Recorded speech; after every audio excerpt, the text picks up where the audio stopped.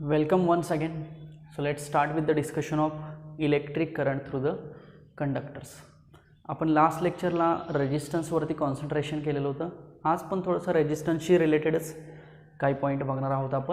आपण रेजिस्टन्स बघितले, मग रेजिस्टन्समध्ये तो सिरीजमध्ये कसा कनेक्ट करायचा, तो पॅरललमध्ये कसा कनेक्ट करायचा आणि त्याचे एक्सप्रेशन्स काय होते याचा स्टडी लास्ट लेक्चरला आपण केलेला आहे. आता रेजिस्टन्स म्हटलं की आपल्याला लक्षात आलं की opposition to the flow of current. Okay, तर रेजिस्टन्स हे ॲक्च्युअल दोन प्रकारचे असतात, एक फिक्स्ड रेजिस्टन्स आणि एक व्हॅरिएबल रेजिस्टन्स. ओके, मग काल जो आपण दाखवलेला होता रेजिस्टन्स किंवा त्याला मी रेजिस्टर पण म्हणतो बघा, resistor. Okay, so fixed resistor म्हणजे फिक्स्ड रेजिस्टन्स आणि दुसरा असेल तो व्हॅरिएबल रेजिस्टन्स. ओके, सो आज आपण कॉन्सन्ट्रेशन करूया रेजिस्टन्सच्या टाईप्सवरती. मग त्यातला फिक्स्ड जो आहे तो आपण काल बघितला होता. तो फिक्स्ड म्हणलं की हा असा ड्रॉ करायचा like this is fixed resistance R. आणि व्हॅरिएबल म्हणलं की हा सिम्बॉल आहे तसाच ड्रॉ करायचा, फक्त इथे एक असा ॲरो दाखवायचा. So this is nothing but the variable resistance, मी त्याला आरव्ही म्हणतो. ओके, सो हा जो व्हॅरिएबल रेजिस्टन्स आहे यालाच रेओस्टॅट असं पण म्हटलं जातं, rheostat. Okay, this is nothing but the rheostat and rheostat is nothing but variable resistance. Okay, आता हा काही ॲप्लिकेशन्समध्ये यूज करतात, हा काही ॲप्लिकेशन्समध्ये यूज करतात. जिथं फिक्स्ड व्हॅल्यू गरजेचे आहे त्या ठिकाणी फिक्स्ड रेजिस्टन्स यूज केला जातो, आणि ज्या ठिकाणी करंट चेंज करायचा आहे, व्होल्टेज चेंज करायचा आहे किंवा रेजिस्टन्स एखाद्या सर्किटमधला चेंज करायचा आहे त्या ठिकाणी हा रेओस्टॅट लावला जातो. म्हणजे हा ॲडजस्टेबल, हा तुम्ही चेंज करू शकता. एक सिंपल उदाहरण देऊ तुम्हाला. आपला फॅन असतो घरामध्ये वरती फिरणारा, तर फॅन आपण रेग्युलेटर फिरवतो, फॅनचा एक वर करतो, दोन वर करतो, म्हणजे स्पीड वाढतं बघा त्याचं. मग तो जो तुम्ही रेग्युलेटर फिरवता ना, तो नॉब जो फिरवता 1 2 3 4, तर तो जो नॉब आहे तो नॉब म्हणजे थोडक्यात कोण आहे, व्हॅरिएबल रेजिस्टन्स आहे. कारण त्याच्यावरनं डिपेंड आहे. तो जर वाढवला म्हणजे आधी 1 वर होता, तो पुन्हा 2 वरती केला तर काय होतं, करंट जास्त आपल्याला फ्लो करता येतो. म्हणजे रेजिस्टन्स कमी केला असं म्हणूया आपण. सो रेजिस्टन्स कमी केला, करंट जास्त फ्लो झाला, म्हणून फॅन 2 वरती जास्त फिरला. Simple. So voltage, current as well as resistance adjust करू शकतो with the help of rheostat. Okay, so rheostat it is variable resistance. हा एक सिंपल व्हॅरिएबल रेजिस्टन्स आहे आणि तो त्या ॲप्लिकेशनमध्ये डिपेंड आहे. कुठला ॲप्लिकेशन असेल, कार्बन किंवा मेटल किंवा एक रिबन असते त्याच्यावरती, आणि ते आपण व्हॅरी करू शकतो, स्लाईड करू शकतो. हा एक छोटासा पॉईंट आहे ज्याला की रेओस्टॅट म्हणलेला आहे, कारण हा रेजिस्टन्सशी रिलेटेड आहे म्हणून हा आपण बघूया. तर याची एक डायग्राम मी शॉर्टमध्ये तुम्हाला दाखवतो बघा. एक अशी सिलेंड्रिकल पाईप असते, ही अशी, ह्या पाईपवरती कॉइल्स असतात. ह्या बघा, माझं झाल्यानंतर तुम्ही ड्रॉ करू शकता. यांना आपण कॉइल्स म्हणूया, कॉइल्स, मेटॅलिक कॉइल्स आहेत बरोबर. याला काही टर्मिनल्स असतात. आता इथं स्टँड असेल, याचं इकडे एक स्टँड आहे आणि इकडे एक स्टँड आहे असं आपण म्हणूया. इथे एक टर्मिनल असेल, इथे एक टर्मिनल असेल किंवा इथे एक टर्मिनल असतं बघा. Okay, so there are terminals, we can giving we are giving the names, that is terminal. याला ए म्हणूया, याला बी म्हणूया आणि याला सी म्हणूया. आणि इथे एक स्लाइडिंग की असते बघा, sliding key. What we can say that it is a sliding key. एक स्लाइडिंग की, जी की आपण काय करू शकतो, याच्यावरती अशी फिरवू शकतो, रोटेट करू, स्लाइड करू शकतो, not rotate, linearly straight line, एकदा इकडं आणि एकदा इकडं. मग असं आपण म्हणूया की इकडं असेल तर रेजिस्टन्स कमी असेल, आणि ती जर अशी फिरवत नेली तर रेजिस्टन्स काय होत चाललेलं असं म्हणूया आपण, वाढत चाललेलं आहे. सो वायर वाऊंड रेजिस्टन्स आहे थोडक्यात हा, की ज्याच्यावरती एक स्लाइडिंग की आहे, आणि ती स्लाइडिंग की ॲडजस्ट करून आपण काय करू शकतो, रेजिस्टन्सची व्हॅल्यू ॲडजस्ट करू शकतो, करंटची व्हॅल्यू ॲडजस्ट करू शकतो, as well as potential डिफरन्सची value आहे आपण ॲडजस्ट करू शकतो. या स्लाइडिंग कीला एक सपोर्ट दाखवलेला आहे. Okay, so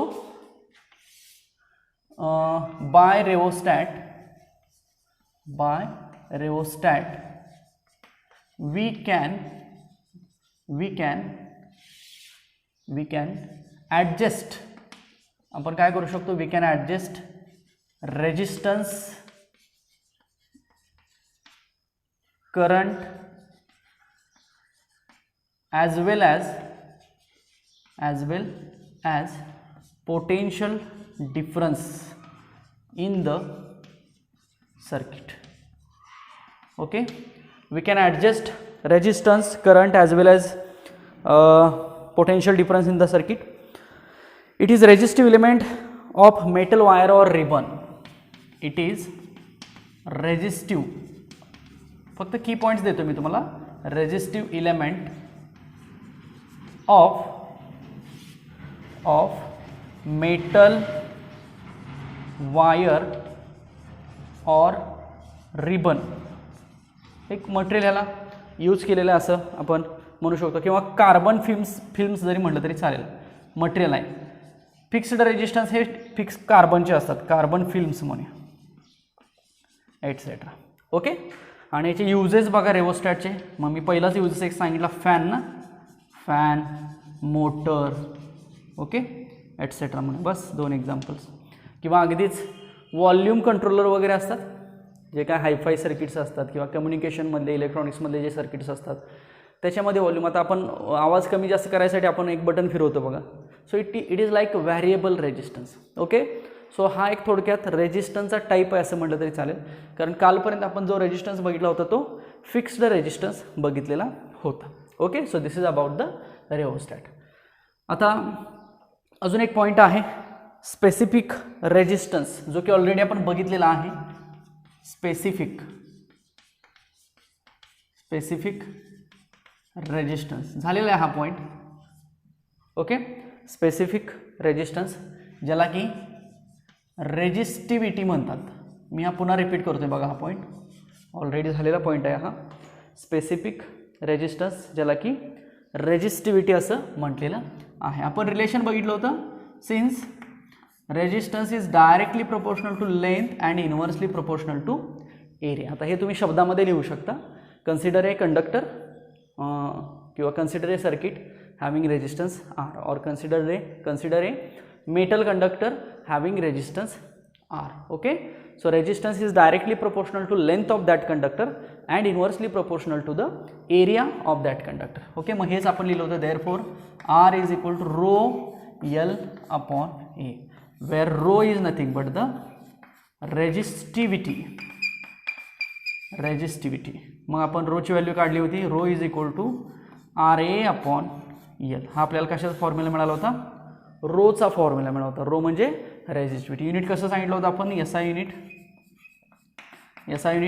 ohm metre square upon metre ना, म्हणजेच थोडक्यात काय, ohm metre. This is the SI unit. बाकी तुम्हाला आता डायमेन्शन, रेजिस्टन्स, एरिया, लेन्स आपण काल काढलो, त्या पद्धतीने डायमेन्शन्स काढू शकता. आणि जशी रेजिस्टिव्हिटी असते तशी त्याच्या अपोजिट काय असते, कंडक्टिव्हिटी असते. हे पण मी तुम्हाला सांगितलं बघा. आपण बुक प्रमाण नोटेशन घेऊया.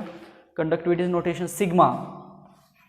सो सिग्मा कसा असतो, sigma is reciprocal of resistivity. म्हणजे आपण जेवढी हे आपण एक्झाम्पल पण घेतलं होतं बघा पहिल्या लेक्चरला, जेवढी रेजिस्टिव्हिटी काढली जाते त्याचं रेसिप्रोकल घ्यायचं आणि आपल्याला काय मिळते, कंडक्टिव्हिटी मिळते. सो कंडक्टिव्हिटीज युनिट काय असेल मग, ओहम मीटर इनव्हर्स असेल. ओके, लक्षात येते. So ohm meter inverse is the SI unit of the conductivity. रेजिस्टन्सला अपोजिट कोण असतो, कंडक्टन्स असतो. रेजिस्टन्स म्हणजे R. ओके, रेजिस्टन्स R, आणि त्याला इनव्हर्सली म्हणतो मी कंडक्टन्सला आपण G म्हणतो ना. ओके, हे दोघं अपोजिट. तसं रेजिस्टन्सला डायरेक्टली प्रोपोर्शनल रेजिस्टिव्हिटी, तसं कंडक्टन्सला डायरेक्टली प्रोपोर्शनल कंडक्टिव्हिटी. म्हणजे रेजिस्टिव्हिटी आणि कंडक्टिव्हिटी ह्या सुद्धा 2 इम्पॉर्टंट कन्सेप्ट ह्या सर्किटमध्ये असतात. Okay, so this is study about again resistance. आता याच्या पुढचा पण स्टडी जो आहे तो सुद्धा रेजिस्टन्स रिलेटेडच आहे. फक्त काय आहे बघा, की आता रेजिस्टन्स मी म्हटलं की 2 टाईपचे आपण इथं बघितले, एक फिक्स्ड बघितला आणि एक व्हॅरिएबल बघितला. आता फिक्स्ड रेजिस्टन्स म्हणजे काय, अगदी छोटा असतो बघा. तुम्हाला प्रॅक्टिकलला कदाचित बघायला मिळेल. म्हणजे मी असं म्हणेन की एकदम छोटा, ह्या चॉकपेक्षाही. Okay, I have one small piece of. Okay, एक हा दिसतोय का बघा सगळ्यांना, किती स्मॉल आहे बघा हे. सो एवढा रेजिस्टन्स असतो जो फिक्स्ड आहे, तो एवढाच असतो सर्किटमध्ये. मग आपण अगदी असा तो हातावरती घेऊन जवळ घेऊन तो व्यवस्थित बघायचा असतो. मग ह्या रेजिस्टन्सची व्हॅल्यू किती? ओके, ह्या रेजिस्टन्सची काहीतरी व्हॅल्यू असेल ना, ओहममध्ये असेल, किलो ओहममध्ये असेल, मेगा ओहममध्ये असेल. सो ह्या रेजिस्टन्सची व्हॅल्यू किती हा टास्क असतो. मग मॅन्युफॅक्चर करताना म्हणजे हा रेजिस्टन्स तयार करताना याच्यावरती अशी प्रोव्हिजन केली जाते की हा रेजिस्टन्स बघितल्यानंतर थोडासा वेळ गेल्यानंतर आपल्याला त्याची व्हॅल्यू फाइंड आउट करता येते. ओके, त्याला रेजिस्टन्स बँड्स असं म्हटलं जातं. याचा अर्थ काय की ह्या रेजिस्टन्सवरती बँड्स असतात. बँड्स म्हणजे काय, कलरचा एक असा पट्टा असतो. असे 4 पट्टे असतात, 3 जवळजवळ असतात आणि एक इकडं थोडासा लांब असतो. ओके, आता रेजिस्टन्सला प्लस मायनस असतं का, तर नसतं. ते आपण ठरवतो ना. समजा सर्किटमध्ये रेजिस्टन्स असा लावला आहे आणि करंट जर इकडून चालला असेल तर इकडलं प्लस म्हणतो आणि इकडलं मायनस म्हणतो. समजा करंट जर इकडून चालला असेल तर इकडलं प्लस आणि इकडलं मायनस म्हणतो. म्हणजे रेजिस्टन्सला पोलॅरिटी नसते. जसं की बॅटरीला प्लस मायनस फिक्स असतं, बरोबर, तसं रेजिस्टन्सला पोलॅरिटी नसते. रेजिस्टन्सला पोलॅरिटी आपण ठरवतो. ज्या डायरेक्शननं करंट चाललेला आहे त्या डायरेक्शनला आपण प्लस म्हणतो, राहिलेल्या डायरेक्शनला मायनस म्हणतो. ओके, सो हा फिक्स्ड रेजिस्टन्स आहे. अगदी एवढाच असतो छोटासा आणि दिसायला थोडासा डमरूसारखा असतो. डमरू इन द सेन्स एक मी शेप, त्याचं डिटेल स्टडी आपण बघणारच आहे. सो दिसायला थोडासा हा असा असतो बघा. म्हणजे मध्ये थोडासा फुगीर भाग असतो आणि बाजूला मग ही 2 टर्मिनल्स आहेत त्याची, प्लस मायनस, कुठलंही प्लस कुठलंही मायनस म्हणूया आपण. सो मध्ये जो पोर्शन आहे असा, याच्यावरती मग बँड्स असतात. असे इथं 3 असतात आणि इकडे एक असतो बँड. ओके, आणि ते बँड्स बघितले जातात. मग त्या बँडची एक टेक्निक आहे आणि मग त्या बँडवरनं काय केलं जातं, रेजिस्टन्सची व्हॅल्यू काढली जाते. ओके, आता यामध्ये 2 क्वेश्चन्स तयार होतात बघा. एक क्वेश्चन काय तयार होतो, तुम्हाला बँड्स दिले जातात. बँड्स की पहिला बँड लाल कलरचा आहे, दुसरा काहीतरी हिरव्या कलरचा आहे, तिसरा काहीतरी ब्ल्यू कलरचा आहे, टॉलरन्स काहीतरी सिल्वर कलरचा आहे, असं सांगितलं जातं. म्हणजे तुम्हाला बँड्स दिले जातात. सो बँड दिल्यानंतर तुम्ही काय करायचं, कॅल्क्युलेशन करून त्याची व्हॅल्यू काढायची. हा झाला पहिला प्रश्न. आणि दुसरा प्रश्न असा असतो की तुम्हाला व्हॅल्यू दिली जाते आणि सांगितलं जातं की हे जे कलर कोड्स किंवा कलर बँड्स काढा. बँड्सलाच कोडसुद्धा म्हणतात. म्हणजे कलर कोडचा वापर करून आपण काय करू शकतो, ह्या फिक्स्ड रेजिस्टन्सची व्हॅल्यू फाइंड आउट करू शकतो. म्हणजे रेजिस्टन्स तयार करत असतानाच त्याच्यावरती हे कलरचं कोडिंग केलं जातं. कलर्स असतात सिम्पल. मग ते कसे लक्षात ठेवायचे किंवा ते बँड्स कसे आहेत, पहिला बँड कुठला, दुसरा कुठला, तिसरा कुठला, तो शेवटचा बँड, ते अर्थ काय, प्रत्येक बँडचा अर्थ काय, कलर कोडिंगवरनं कुठली व्हॅल्यू घ्यायची, मग कलरचा नंबरशी कसा संबंध लावायचा, हे सगळं आपण आता पुढच्या पॉईंटमध्ये बघूया. कारण पुढचाही पॉईंट तितकाच महत्त्वाचा आहे, colour codes of the resistor. म्हणजे रेजिस्टर हा कलर कोडवरनं कसा फाइंड आउट केला जातो याचा स्टडी आपण करूया. Okay, so will see colour codes of the resistor एक पॉईंट आहे, तो बघूया. ओके, चला, हे आय होप की इथपर्यंत तुम्हाला समजलं असेल. सो हे सगळ्यांनी व्यवस्थित लिहून घ्या. Okay, so colour codes of resistor, colour codes of resistor किंवा सिंपल कलर कोड म्हणायचं. Okay, colour code. Okay, so आता मी तुम्हाला म्हटलं की रेजिस्टन्स हा कसा दिसायला असतो, अगदी छोटा आहे पण दिसायला तो जनरली असा असतो. एक 2 टर्मिनल्स असतात, इकडे एक टर्मिनल असतं, इकडे एक टर्मिनल असतं. ओके, याला ए म्हणूया, याला बी म्हणूया, चालेल. सो इथे एक कलरचा बँड असतो, कोड असतो, इथे एक कलरचा बँड असतो, इथे एक कलरचा बँड असतो आणि इकडं शेवटी एक कलरचा बँड असतो. म्हणजे टोटल किती बँड झाले, 4 बँड झाले. कधी कधी हा शेवटचा बँड नसतो, हा जो चौथा बँड आहे हा कधी कधी नसतो, पण हे 3 तर फिक्स असतात. सो बऱ्याच वेळेला 4ही असतात. ओके, सो हा जो पहिला बँड आहे ह्याला आपण फर्स्ट डिजिट असं म्हणायचं, पहिला डिजिट. जो दुसरा बँड आहे त्याला म्हणायचं सेकंड डिजिट. बघा, पहिला डिजिट, दुसरा डिजिट. जो तिसरा बँड आहे त्याला म्हणायचं मल्टीप्लायर, मल्टीप्लायर. आणि जो चौथा बँड आहे त्याला म्हणायचं टॉलरन्स. बघा, जो पहिला बँड आहे त्याला मी फर्स्ट डिजिट म्हटलं, दुसरा बँड सेकंड डिजिट, तिसरा बँड मल्टीप्लायर आणि चौथा बँड टॉलरन्स. मग आता फर्स्ट डिजिट सेकंड डिजिट हे सोपं आहे. तर फर्स्ट डिजिट आणि सेकंड डिजिट हे अगदीच 0 पासून स्टार्ट होतात आणि अगदी कुठपर्यंत असतात, 9 पर्यंत असतात. ओके, म्हणजे समजा तो जर बँड एखाद्या कलरचा असेल तर त्याला एक नंबर दिला जातो आणि ते नंबर फार फार तर 0 to 9च असतात, कारण तेवढे कलर तिथे घेतले जातात, 0 to 9च पहिल्या आणि दुसऱ्या डिजिटला. तिसऱ्याला काय म्हटलंय मी, मल्टीप्लायर म्हटलंय. तर मल्टीप्लायरचा अर्थ काय, तर 10⁻⁴ to 10⁹ म्हणजे इथं हे 0 to 9चे जे कलर्स आहेत ना तेच कलर इथं असतात बघ, 10⁻⁴ to 10⁻⁹ ॲज वेल ॲज किंवा ऑर म्हणतो मी 10⁻⁻1 आणि 10⁻⁻2 हे सुद्धा मल्टीप्लायर ह्या तिसऱ्या कोडसाठी वापरले जातात. बघा, आधी फक्त मी सांगतो तेवढं लक्षात घ्या. बाकी एक टेबल आहे, तो टेबल लक्षात आला, तो कसा पाठ करायचा हे पण ट्रिक आहे. बाकी पुढचं सोपं आहे, 100% प्रत्येकाला समजणार. फक्त हे मी आत्ता सांगतो तेवढं लक्षात ठेवा. पहिला डिजिट दुसरा डिजिट ह्यांच्या व्हॅल्यू 0 to 9 असतात. तिसरा डिजिट हा मल्टीप्लायर असतो, म्हणजे इंटू मल्टिप्लिकेशन केलं जातं 10⁻⁴ न 10⁻⁹ न. आणि चौथा डिजिट हा टॉलरन्स असतो आणि तो पर्सेंटेजमध्ये असतो. टॉलरन्स म्हणजे काय, चेंज ना. म्हणजे मी जर असं म्हटलं की तुमच्याकडं काहीतरी 1000 व्हॅल्यू आहे आणि मी म्हटलं की टॉलरन्स हा 10% आहे, तर मग तुमच्याकडं 1000चं 10% काढायचं. मग 1000चं 10% म्हणजे काय, तर 100 झालं. म्हणजे ±10% जर म्हटलं मी तर एकतर व्हॅल्यू 900 कन्सिडर करायची किंवा 1100 कन्सिडर करायची. सो टॉलरन्स हा प्लस मायनसमध्ये असतो. मग टॉलरन्स हा अगदीच ±1% असतो किंवा 2% असतो किंवा 5% किंवा 10% किंवा 20% असतो. सो 5 टॉलरन्स एकूण असतात बघा, 1%, 2%, 5, 1, 2, 5, 10, 20 असं आपण म्हटलं तरी चालेल. So these are the tolerance. बघा, समजलं का. सो पहिल्यांदा ही व्यवस्थित डायग्राम ड्रॉ करून घ्या.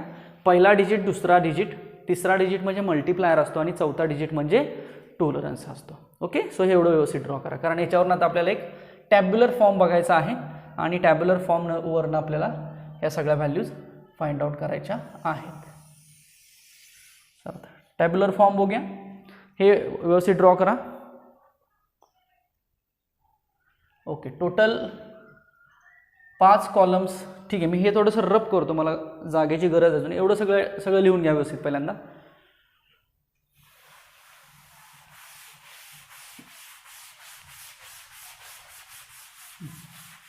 चला, आपल्याला 5 कॉलम्स काढावे लागतील. माझ्यावर सगळ्यांनी टेबल ड्रॉ करा. पहिला कॉलम, दुसरा column, 1 2 3 4 and last one. Okay, 5 columns काढले बघा आपण. सो आता हे 5 कॉलम्स कुठले कुठले आहेत हे पहिल्यांदा आपण बघूया. ओके, सो पहिला कॉलम साहजिकच कलरचा असणार आहे, कलर्स. मग इथे कलरची नावं असणार आहेत सगळी. ओके, दुसरा कॉलम आपला पहिला डिजिट होता ना, म्हणून मी याला काय म्हणतो, फर्स्ट डिजिट म्हणतो. बरोबर, इथे काय असेल, सेकंड डिजिट असेल. बरोबर, कोड्स होते तशा पद्धतीनं ना. इथे काय असेल, मल्टीप्लायर असेल आपला, मल्टीप्लायर. बरोबर, आणि इथं काय असेल, टॉलरन्स असेल, टॉलरन्स. सो हा बघा पर्सेंटेजमध्ये असणार आहे. मल्टीप्लायर म्हणजे 10 ची पॉवर ना, 10⁻x म्हणतो मी इथं. आणि सेकंड डिजिट हा 0 to 9 असेल. फर्स्ट डिजिटसुद्धा कसा असेल, 0 to 9 असेल. मग आता यातलं पहिल्यांदा सोपं काय वाटतंय ते करून घेऊया. सो आपल्याला पहिल्यांदा सोपं काय वाटतंय, फर्स्ट डिजिट आणि सेकंड डिजिट लिहायला सोपे वाटते, तर ते पहिल्यांदा आपण काय करूया, लिहून घेऊया. Okay, so 0 1 2 3 4 5 6 7 8 9. बघा, जे पहिल्यांदा सोपं वाटते ते आपण करून घेऊया. सो 9 रोज तुम्ही ड्रॉ करा माझ्याबरोबर. हे सगळं माझ्याबरोबर चालू करा तुम्ही. ओके, सो 0 to 9 मी काय करतो, पहिल्यांदा मार्किंग करून घेतो पहिल्या डिजिटचं आणि दुसऱ्या डिजिटचं. सेम आता सेकंड डिजिटचं सुद्धा आपण काय करूया, 0 to 9 मार्क करून घेऊया. सो हे 0 to 9 मार्क झालं फर्स्ट डिजिट. सेम ह्याचं 0 1 2 3 4 5 6 7 8 9. Okay, so this is the marking about 0 to 9. First digit झालं, सेकंड डिजिट झालं.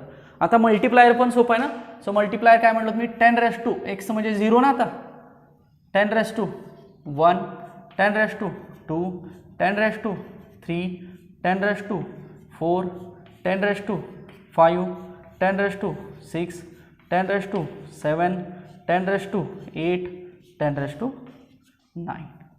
बघा हे आपल्याला समजायला सोपं आहे. आता काय करायचं, टॉलरन्स मार्क करून घेऊया.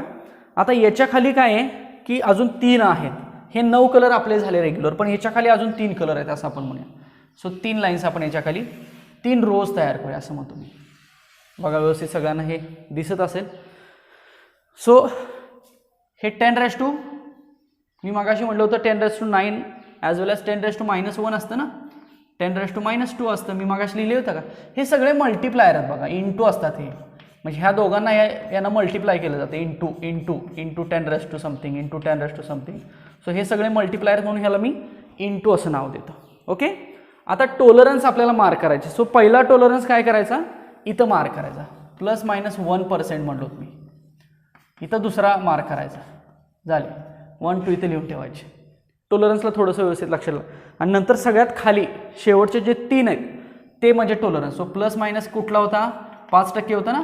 ±10% होता आणि ±20% होता. हे मी सांगितले होते मगाशी टॉलरन्स.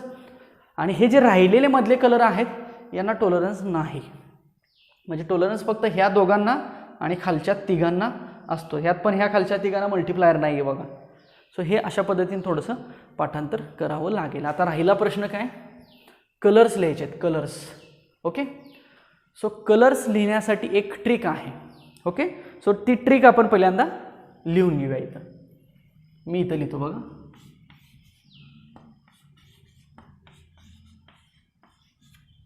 काय लिहिलं मी, बीबी रॉय इन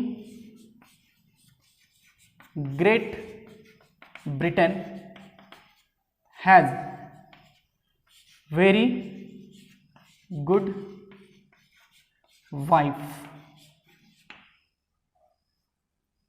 काय लिहिलं मी,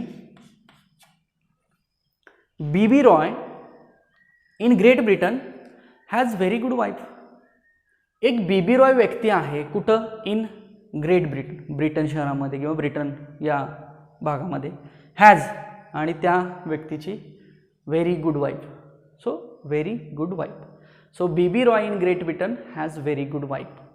so this is one interesting statement.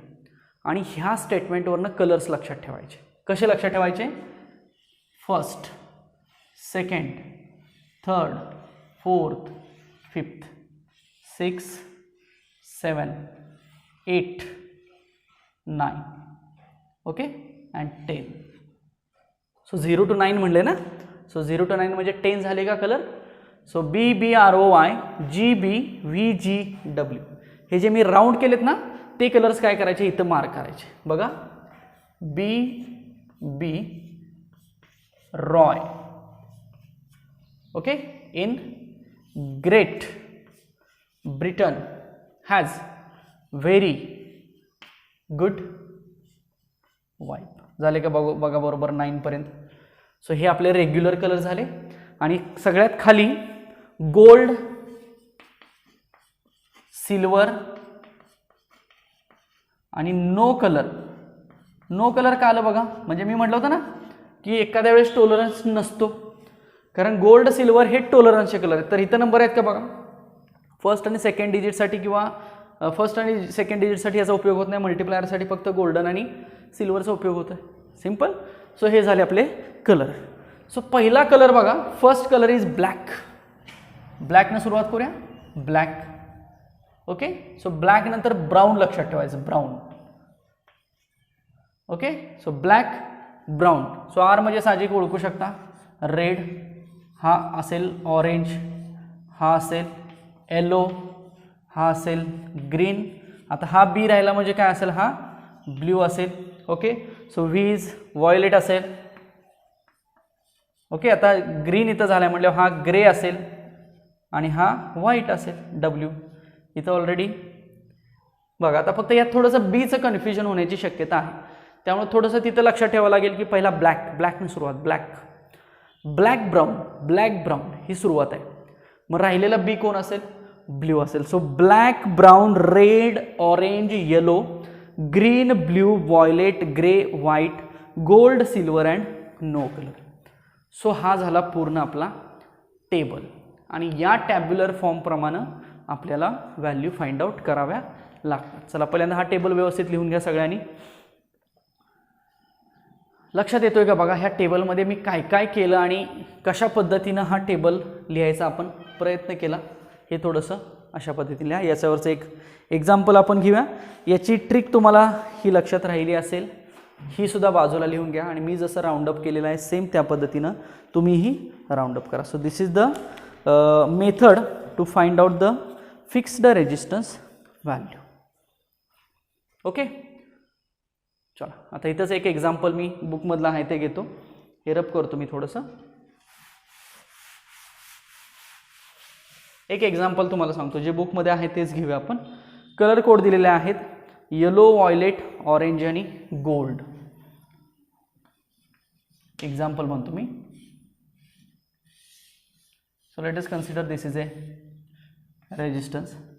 First digit, second digit, third digit and tolerance. Okay, so पहिला सांगितलेला आहे येलो. बघा, कलरवरनं व्हॅल्यू काढणे हे एक्झाम्पल आपण बघूया आणि व्हॅल्यूवरून कलर कोड्स फाइंड करणे हे एक एक्झाम्पल बघूया. दुसरा सांगितलेला आहे व्हायोलेट. तिसरा सांगितलेला आहे ऑरेंज आणि चौथा टॉलरन्स आहे तो गोल्ड कलरचा आहे.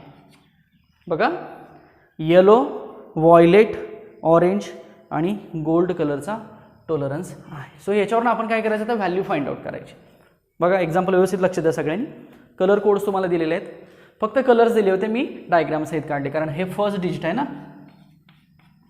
हे सेकंड आहे, पुन्हा हा मल्टिप्लायर आहे ना, हा टॉलरन्स आहे. सो फर्स्ट डिजिट आपला कुठला आहे? येलोचा आहे किंवा फर्स्ट जो कोड आहे बँड आहे त्याच्यावरती तो पिवळ्या कलरचा आहे. दुसरा आहे तो व्हायोलेट, तिसरा ऑरेंज आणि टॉलरन्स दिसतोय तो गोल्डन कलरचा बँड दिसतोय. सो याची व्हॅल्यू किती असा क्वेश्चन आहे आपल्याला. सो आता येलोकडे यायचं. येलो फर्स्ट डिजिट, येलो इथे यायचं, येलो इथं येलो आहे. सो फर्स्ट डिजिट, सो येलोची व्हॅल्यू किती आहे? 4 आहे. ती व्हॅल्यू इथे लिहायची. मी R इक्वल लिहितो. सो पहिली व्हॅल्यू लिहिली 4. सेकंड डिजिट व्हायोलेट आहे बघा, व्हायोलेटला सेकंड डिजिटच्या कॉलममध्ये यायचं. किती आहे? 7 आहे. लगेच याच्या पुढे लिहायचं. सो किती तयार झालं? 47 तयार झालं. सो आपण पहिल्यांदा 47 तयार केलं. 4 कुठनं घेतला? पहिल्या डिजिटमधनं. 7 कुठनं घेतला? दुसऱ्या डिजिटमधनं. आता मल्टिप्लायर असतो ना, मल्टिप्लायर म्हणजे काय म्हणलं मी? इंटू 10 कितीनं मल्टिप्लाय करायचं हे कशावर ठरवायचं? तर कलर कुठला आहे? ऑरेंज आहे. सो ऑरेंजला या. ऑरेंजचा मल्टिप्लायर कोण आहे? 10⁻³ आहे. सो किती झालं आपली व्हॅल्यू? 47 × 10⁻³ ओहम. पण प्लस मायनस गोल्डन कलरचा टॉलरन्स आहे त्याच्यावरती. सो गोल्डन कलरचा टॉलरन्स किती असतो? 5% असतो. म्हणजे रेजिस्टन्सची व्हॅल्यू किती झाली बघा? 47 किलो ओहम म्हणूया आपण, 10⁻³ फॉर किलो, आणि टॉलरन्स किती असेल? 5%. म्हणजे तुम्हाला जर सांगितलं की एवढा रेजिस्टन्स आहे या कलर कोडचा, तर त्याच्यामध्ये टॉलरन्स एवढा आहे. टॉलरन्स एवढा याचा अर्थ काय की ह्या रेजिस्टन्सची व्हॅल्यू ही 5% कमी पण असेल आणि 5% जास्त पण असेल. म्हणजे तो तेवढ्या व्हॅल्यूमध्ये असेल. कारण रेजिस्टन्सची जनरली व्हॅल्यू फिक्स मिळत नाही. म्हणजे अगदी तुम्ही एखादा मल्टीमीटर घेऊन जर रेजिस्टन्स मेजर करायला गेला तर बरोबर 47,000 ओहम मिळणार नाही. तर ती कुठे तर 5% कमी मिळेल किंवा 5% जास्त मिळेल. मग जे कमी किंवा जास्त म्हणलेलं त्यालाच आपण इथं नाव काय दिलं? टॉलरन्स म्हणलं. टॉलरन्स म्हणजे त्या व्हॅल्यूमध्ये असलेला चेंज. मग तो कमी पण असतो आणि जास्त पण असतो. कमी असतो म्हणून मायनस केलं, जास्त असेल म्हणून प्लस केलं. म्हणून त्याला प्लस मायनस टॉलरन्स असं म्हटलं जातं किंवा प्लस मायनस 5% असं म्हटलं जातं. लक्षात येते? So this is the concept of the tolerance, and this is the example to find out the value of the resistance. एक दुसरं एक्झाम्पल घेऊया आपण. तुम्हाला आता रेजिस्टन्सची व्हॅल्यू दिली जाईल. चला हे पहिलं एक्झाम्पल तुम्ही लिहून घ्या. दुसरंही मी बुकमधलंच घेतो हवं तर. Second example. So resistance is equal to 330 ohm. Find the color bands. Find the color bands. याच्या अपोजिट एक्झाम्पल आहे. हे एक्झाम्पलमध्ये काय दिलं होतं? कलर्स दिलेत. कलर्स दिले, कलर्सवरनं रेजिस्टन्सची व्हॅल्यू फाइंड केली. आता रेजिस्टन्सची व्हॅल्यू दिलेली आहे, व्हॅल्यूवरनं आपल्याला काय करायचं आहे? कलर्स फाइंड करायचे. सो पहिला डिजिट बघा 3 आहे, दुसरा डिजिट 3 आहे आणि इंटू मल्टीप्लायर किती असेल हे ओळखावं लागेल. सो पहिल्या दोनची तर 33 व्हॅल्यू झाली. मला 33ला 330 तयार करायचं, तर 10च्या किती पॉवरनं मल्टिप्लाय केलं पाहिजे? तर सिम्पल 10नं मल्टिप्लाय केलं पाहिजे, म्हणजे 10⁻1नं मल्टिप्लाय केलं पाहिजे. बरोबर का? बघा. येस, समजतंय? काय केलं मी? 3 पहिल्यांदा आहे तसं लिहून घेतलं. सो इंटू 10 किती कसं ओळखायचं? तर 3 ला कितीने मल्टिप्लाय केलं हे 330 येईल, तर 10नं. जर हे 3330 असतं तर, सॉरी 3300 असतं तर याला 10च्या दुसऱ्या पॉवरनं मल्टिप्लाय करायला लागला असतं. सो आपण मल्टिप्लायर 10⁻2 वापरला असता. सो आत्ता आपण मल्टिप्लायर किती वापरला? 10⁻1 वापरला. ओके. सो मग सांगा 3 साठी फर्स्ट डिजिट. सो पहिला जो आपला बँड असेल तो कुठल्या कलरचा असेल? ऑरेंजचा असेल. दुसरा पण बँड आपला कुठल्या कलरचा असेल? ऑरेंजचा असेल. आणि मल्टिप्लायर तिसरा जो बँड आहे आपला 10⁻1 शोधा, ब्राऊनचा असता. Okay. So orange, red, sorry orange and brown. आता ह्याच्यात टोलरन्स दिलाच नाही आहे.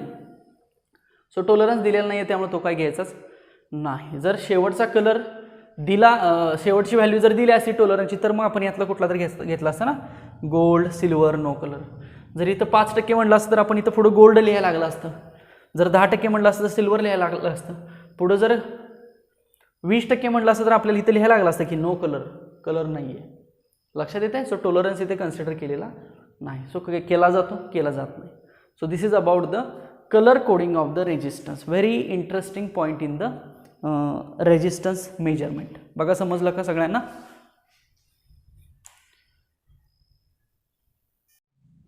ओके. पुढचा पॉईंट बघूया. Electrical energy and power. आता इलेक्ट्रिकल एनर्जी कुठं असते, इलेक्ट्रिकल पॉवर कुठं असते, हे थोडंसं आपण आता बघूया. DC सर्किटसाठी बघूया. ओके. सो एक सर्किट मी ड्रॉ करतो. ह्या सर्किटमध्ये एक रेजिस्टन्स आहे आणि इथे एक बॅटरी जोडलेली आहे प्लस मायनस. इथं रेजिस्टन्स R आहे, याच्यामधनं I करंट फ्लो होईल. इथं बॅटरी E आहे. ओके. सो करंट I आला, ह्याच्यामधनं करंट फ्लो झाला.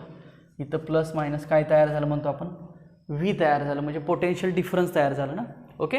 सो लेट I करंट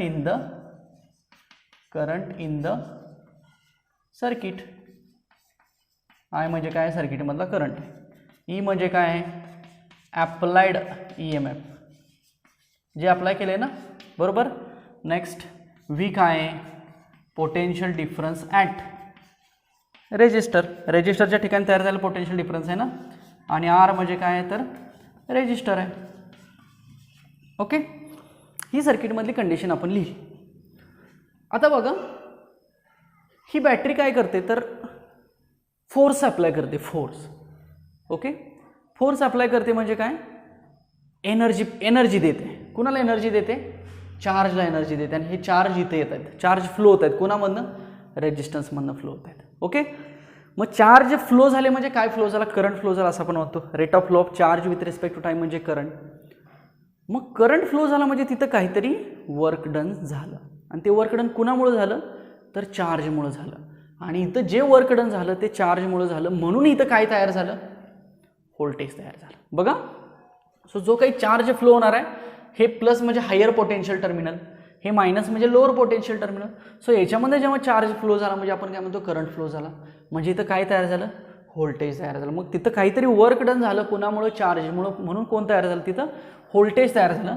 म्हणून जो पोटेन्शियल डिफरन्सचा फॉर्म्युला आहे व्ही, तो कसा लिहिला जातो, तर वर्क अपॉन चार्ज लिहिला जातो. बघा व्होल्टेज जे तयार झालं कुणामुळे झालं, चार्जमुळे झालं ना, म्हणजे काहीतरी वर्क डन झालं म्हणून त्यात ते फॉर्म्युला काय लिहिला, V is equal to work done upon charge लिहिला. लक्षात आलं. नेक्स्ट ह्याच्यावरूनच आपण work done is equal to V into Q वापरतो बघा. चालेल, क्यू व्ही म्हणलं तरी चालेल का. हा फॉर्म्युला बघा आपण काल रेजिस्टन्सचं डायमेन्शन काढण्यासाठी वापरला होता. V is equal to work upon charge, same concept आहे. म्हणजे थोडक्यात हे सेल काय करतं की एनर्जी देतं. मग आता आपल्याला माहिती आहे एक दिलेली एनर्जी काहीतरी कन्वर्ट होते ना, law of conservation of energy प्रमाणे. मग ही एनर्जी इथे येते आणि ही कन्वर्ट होते दुसऱ्या फॉर्ममध्ये. मग हीटमध्ये होईल, लाईटमध्ये होईल, साऊंडमध्ये होईल, मेकॅनिकलमध्ये होईल, कुठल्या तरी एनर्जीमध्ये कन्वर्ट होणार आहे ना. जर हा रेजिस्टन्सच्या ऐवजी जर फॅन असता तर ही इलेक्ट्रिकल एनर्जी कशात कन्वर्ट झाली असती, मेकॅनिकलमध्ये कन्वर्ट झाली असती. इथं जर बल्ब असता, रेजिस्टन्स म्हणजे काय, एखादं इन्स्ट्रुमेंट आहे, फॅन, बल्ब, रेजिस्टन्स लावला आहे ना, म्हणजे तो इन्स्ट्रुमेंट्स लावलेला आहे. मग इथं जर बल्ब लावला असता तर ही इलेक्ट्रिकल एनर्जी कशात, लाईटमध्ये कन्वर्ट झाली असती. ओके. मग आता इथं कोण आहे, रेजिस्टन्स आहे. मग हा रेजिस्टन्स थोडासा गरम होईल ह्याच्यामुळं, म्हणजे ही इलेक्ट्रिकल एनर्जी इथं हीट एनर्जीमध्ये कन्वर्ट झाली बघा. म्हणजे आपण ही जी एनर्जी आहे ती कशात कन्वर्ट झाली म्हणूया, हीटमध्ये कन्वर्ट झाली. आणि आपल्याला फॉर्म्युला काय मिळाला, work is equal to V into Q इतका फॉर्म्युला मिळाला. ओके. आता मी सिन्स याच्यामध्ये हे लिहू शकतो का बघा, I is equal to Q upon rate of flow of charge with respect to time म्हटलं तर चालेल. टाईमला मी डेल्टा टी म्हणतो. सो देअरफॉर क्यू मला किती मिळेल बघा, आय इंटू डेल्टा टी मिळेल. मग जर हा मी इथं टाकला तर मला वर्क किती मिळेल सांगा, व्ही आय डेल्टा टी मिळेल. चालेल. सो वर्कचा फॉर्म्युला मी व्ही आय टी लिहिलं बघा, व्ही आय टी. आता आपण अजून असं पण म्हणतो की work is converted into the another form of energy. Work म्हणजे एनर्जीच आहे ना. मग इथं काय होतं तर प्लस मायनस, हायर पोटेन्शियलकडनं लोअर पोटेन्शियलकडनं जेव्हा चार्ज फ्लो होतो तेव्हा आपण म्हणतो की पोटेन्शियल एनर्जी डिक्रीज झाली. का तर कायनेटिक एनर्जी वाढली ना. सो जी पोटेन्शियल एनर्जी डिक्रीज झाली त्या एनर्जीमध्ये ते वर्क डन काय झालं, स्टोअर झालं. म्हणजे हे वर्क डन म्हणजेच कोण आहे, डिक्रीज इन पोटेन्शियल एनर्जी. याला काय म्हणायचं, डिक्रीज, चेंज आहे ना हा. So decrease in potential energy. Practically समजतंय का बघा. सो आपल्याला मिळाला पोटेन्शियल एनर्जीचा फॉर्म्युला. हाच फॉर्म्युला मी असं लिहू, delta U upon delta T is equal to V I. चालेल का बघा, चालेल. बट व्ही आय म्हणजे काय असतं, but V I is equal to power. Therefore delta U upon delta T is equal to power. म्हणजेच काय, the rate of change of, change म्हणजेच transfer. So the rate of transfer of energy with respect to time is called as power. बघा पॉवरचा formula आणि पॉवरची definition आपल्याला काय मिळाली. So power is equal to work upon time असतं का, पॉवर म्हणजे एनर्जी अपॉन टाईमच असतं ना. सो एनर्जी अपॉन टाईम म्हणजे पॉवर, किंवा power is equal to V into I मिळालं. लक्षात आलं. So this is again formula. Okay. So power is equal to V into I. Okay. कारण याला किंवा हे बरं ठीक आहे असू दे, व्ही इंटू आय म्हणजे पॉवर, याच्यावरूनच आलं हे.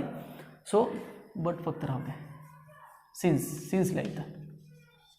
सो पॉवरची किती फॉर्म्युले मिळाले बघा आपल्याला. Power is equal to V I मिळालं, V I. But V is equal to काय असतं, आय आर असतं ना. मग देअरफॉर पॉवर किती मिळेल सांगा, आय स्क्वेअर आर मिळेल. चालेल. This is again formula of the power. Or power is equal to आयच्या ऐवजी आपण काय टाकू शकतो, व्ही अपॉन आर टाकू शकतो. So V square upon R. म्हणजे डिपेंड आहे सर्किटमध्ये कोण कॉन्स्टंट आहे त्याच्यावरती. सो पॉवर ही आय स्क्वेअर आर अशी पण मिळते आपल्याला, ॲज वेल ॲज पॉवर ही व्ही स्क्वेअर अपॉन आर अशी पण मिळते. सो इलेक्ट्रिकल एनर्जी अँड पॉवरचा अर्थ हा. So this is electrical energy, this one or this one, and power म्हणजे ही एवढी पॉवर. आणि हे कशामधलं आहे तर इलेक्ट्रिक सर्किटमधला आहे. सो हा एक 2 मार्कचा थिअरी क्वेश्चन एक आपल्या बुकमध्ये आहे. चला लिहून घ्या हा व्यवस्थित. आय होप की हा समजला असेल व्यवस्थित सगळ्यांना. ओके. सो आजच्या लेक्चरवरती काही न्यूमरिकल्स जे बुकमधले आहेत त्याचं डिस्कशन करूया. बघा क्वेश्चन दिसेल तुमच्यासमोर. सो पहिल्यांदा क्वेश्चन दिलेला व्यवस्थित लिहून घ्या. Find the value of resistances for the following colour codes. बघा टोटल 5 एक्झाम्पल्स आहेत आणि आपल्याला काय करायचं आहे तर रेजिस्टन्सेसची व्हॅल्यू फाइंड आउट करायची आहे. ओके. सो सगळ्यांनी तो टेबल एकतर समोर ठेवायचा आहे आणि त्या टेबलचा रेफरन्स घेऊन काय करायचं हे एक्झाम्पल सगळे सॉल्व करायचे. चला 1 बाय 1 घेऊया आपण. सो पहिलं घेऊया blue green red gold. Blue green red gold. Blue green red आणि गोल्ड. ओके. सो हे आता टोटल 4 बँड झाले. बघा 4 बँडमधले पहिले 2 कसे असतात, पहिले 2 हे डिजिट असतात, हा मल्टिप्लायर असतो आणि हा टॉलरन्स असतो. Okay. So blue green. So ब्ल्यूसाठी आहे 6, ग्रीनसाठी आहे 5. बघा सो 6 5 इंटू 10⁻². सो आता रेड म्हणजे किती असेल 10⁻². आणि प्लस मायनस गोल्ड कलर. बघा सो गोल्ड कलरसाठी 5% टॉलरन्स. इथपर्यंत समजलं. ब्ल्यूसाठी 6 लिहिला, ग्रीनसाठी 5 लिहिला, हे 65 झालं. रेडसाठी 10⁻² लिहिलं, प्लस मायनस 5साठी गोल्ड लिहिलं. सो हीच व्हॅल्यू आहे तशी ठेवली तर चालेल, पण आपण जनरली किलो ओहममध्ये लिहितो. सो 10⁻²चा आपण सध्या पॉईंट इथं आहे ना, तो पॉईंट इकडे घेऊया. सो 6.5 जर झालं, पॉईंट मी लेफ्टला शिफ्ट केला म्हणून 1ची ॲडजस्टमेंट. सो 3 झालं ना, 2 मध्ये 1ची adjustment. So plus minus 5%. So बघा so R is equal to 6.5 kilo ohm with tolerance of 5%. हे असं आपण लिहू शकतो. बघा बुकमध्ये हे आन्सर दिलेलं आहे. सो 6.5 इंटू किंवा 6.5 kilo ohm is the answer. I hope की आता याच्या पुढचे सगळे तुम्हाला समजतील. चला सेकंड सॉल्व करा. सेकंडचं मी हो तर आन्सर देतो तुम्हाला. सेकंड आहे brown black red silver. Brown black red silver. बघा first digit, second digit, multiplier आणि टॉलरन्स. सो याचा आन्सर आहे 1 kilo ohm. 1 kilo ohm plus minus 10%. Silver 10% असतो ना. Next third is red red orange gold. Red red orange gold. आता पहिले 2 digit रेडचे घ्या, multiplier ऑरेंजचा घ्या आणि टॉलरन्स गोल्डनचा घ्या. So 2.2 kilo ohm. 2.2 kilo ohm plus minus gold आहे त्यामुळं 5%. नेक्स्ट चौथं काय आहे बघा, orange white red gold. Orange white red gold. तुम्ही हे आहे तसं लिहू नका, हे डिटेल करा, इथं सॉल्व करा तुम्ही. हे मी जसं केलं ना तशा पद्धतीने करा आणि मगच हे आन्सर्स चेक करा. 2 लाईन्समध्ये आन्सर तुम्ही सॉल्व करा. मी फक्त आन्सर तुम्हाला बुकप्रमाणे देतो आहे. So 3.9 kilo ohm. सोपं आहे एकदम हे. आणि प्लस मायनस गोल्ड म्हटलं की 5%. Next 5 number yellow violet brown silver. Yellow violet brown silver. सोपा आहे बघा, 4 पण डिजिट दिलेले आहेत. सो याचा आहे 4.7. R is equal to 4.7 kilo ohm plus minus silver आहे म्हणजे 10% ना. Okay. So these are the answers from the colours. म्हणजे कलर्स दिले असतील तर कलर्सवरनं ही आन्सर्स अशी फाइंड आउट करायची. Okay. So this is our first example. Next second example, find the colour code for the following values of the resistor having tolerance plus minus 10%. सो आता हे सुद्धा तुम्हाला जमेल. यातला हवं तर मी एक सॉल्व करून देतो. आता टोटल याच्यामध्ये पण 5 एक्झाम्पल्स आहेत बघा. सो याच्यामधलं मी एक फाइंड करतो. 160 ओहमसाठी आपण फाइंड करूया. 160 ओहम. एक एक्झाम्पल घेतो मी फक्त 160 ओहम.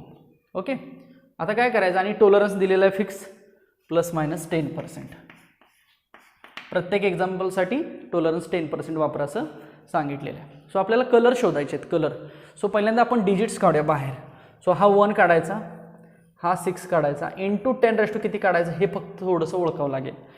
16ला जर आपल्याला 160 तयार करायचं असेल तर 10 मल्टिप्लाय करावं लागेल, म्हणजे 10⁻1 मल्टिप्लाय करावं लागेल ±10%. ही पहिली स्टेप करून घ्यायची. बघा, सो 1 साठी लिहा ब्राऊन, हे आता तोंडपाठ होऊन जाईल हळूहळू तुमचं. 6 साठी लिहा ब्ल्यू आणि 10⁻1 साठी लिहा अगेन ब्राऊन. आणि 10% म्हटलं की सिल्वर असतो ना tolerance. So these are the colours, that is brown, blue, brown, silver. Okay, बघा बरोबर आहे का. हे 16 आणि हे 10, 16 आणि 10 160 ना. 16 × 10, 16 × 10, that is 160. So instead of 1 we can write brown, for 6 we can write blue, so 10⁻1 we can write brown, and ±10% साठी टॉलरन्स काय असतो, सिल्वर असतो. So this is again another example. राहिलेली जी आहे ती तुम्ही स्वतः सॉल्व करायचा प्रयत्न करा. पहिल्यांदा सगळ्यांनी क्वेश्चन लिहून घ्या, मी जसा दिलेला होता तसा, आणि त्या क्वेश्चनप्रमाणे आन्सर तयार करायचा प्रयत्न करा. बघा, आपण मॅक्सिमम कॉन्सन्ट्रेशन आज रेजिस्टन्सवरतीच केलेलं होतं. आज कुठले कुठले पॉईंट्स बघितले आपण, रेओस्टॅट बघितला. ओके, सगळ्यात महत्त्वाचा स्पेसिफिक रेजिस्टिव्हिटी बघितली, कंडक्टिव्हिटी बघितली, नंतर इलेक्ट्रिक एनर्जी, इलेक्ट्रिक पॉवर बघितली एखाद्या सर्किटमधली, आणि सगळ्यात महत्त्वाचा पॉईंट कलर कोडिंगचा बघितला. ओके, सो याचं जरासं प्रॅक्टिस करा. तो टेबल एकदाचा पार्ट झाला की मग ते बीबी रॉय ग्रेट ब्रिटन ती टर्म लक्षात ठेवा, त्याच्यावरनं सगळ्या व्हॅल्यूज तुम्हाला इझी पडतात. ओके, सो आत्ता लेक्चर आणि आपण बुकमधली जी न्यूमेरिकल्स आहेत ती सगळी संपूया. आता पुढच्या लेक्चरला हा टॉपिक सगळा संपून जाईल, आणि मग नंतर तोपर्यंत सगळे न्यूमेरिकल्स पण संपत आहेत रोजच्या रोज असल्यामुळं. आणि शेवटचं एक पूर्ण लेक्चर आपले जे काही CETचे मल्टिपल चॉईस क्वेश्चन्स आहेत याच्या रिलेटेड त्याचं डिस्कशन करू, म्हणजे एक CETचे पण सगळे क्वेश्चन्स तुम्हाला जास्तीत जास्त डिस्कस होतील. Okay, so this is study about resistance, resistivity ज्याला की स्पेसिफिक रेजिस्टिव्हिटी म्हटलं जातं, कंडक्टिव्हिटी किंवा रेओस्टॅट किंवा इलेक्ट्रिकल एनर्जी आणि इलेक्ट्रिक पॉवर किंवा colour codes of the resistance. Okay, so आजचं जेवढं झालेलं आहे तेवढं व्यवस्थित नोट्स तयार करा. त्याच्यामध्ये काही शंका असेल तर तशी बाजूला लिहून ठेवा, नंतर मला ती विचारा किंवा मला व्हॉट्सअपला मेसेज करा. त्याचं डिस्कशन पुन्हा मग मी तुम्हाला हवं तर देईन. पण हा टॉपिक एकंदरीत सोपा आहे as compare to other section सेकंडमधला, म्हणजे इलेक्ट्रिक किंवा मॅग्नेटिक किंवा सेमीकंडक्टर ह्या पूर्ण टर्ममधला हा टॉपिक तसा इझी वाटतो, समजायलाही सोपा आहे, न्यूमेरिकल्स पण सोपे आहे. ओके, सो याच्या रिलेटेड जेवढं काय आपल्याला मी तुम्हाला सांगता येईल CET पॉईंट ऑफ व्ह्यू ते सगळं सांगेन. काही बुकमधलं असेल, काही बुकच्या थोडंसं आउट ऑफ सिलेबस पण असेल, बऱ्याचशा गोष्टी मी तुम्हाला सांगत आलेलो आहे. तुमचं फक्त काम काय की ते व्यवस्थित त्याचा अभ्यास करणे, म्हणजे अजून जरासं जास्त प्रॅक्टिस होईल. ओके, सो आय होप की हे समजलं असेल. आपण थांबूया इथं, भेटूया पुढच्या लेक्चरला याच्या पुढचा पॉईंट घेऊन. तोपर्यंत अभ्यास करा आणि काही शंका असतील डेफिनेटली विचारा. Thank you so much.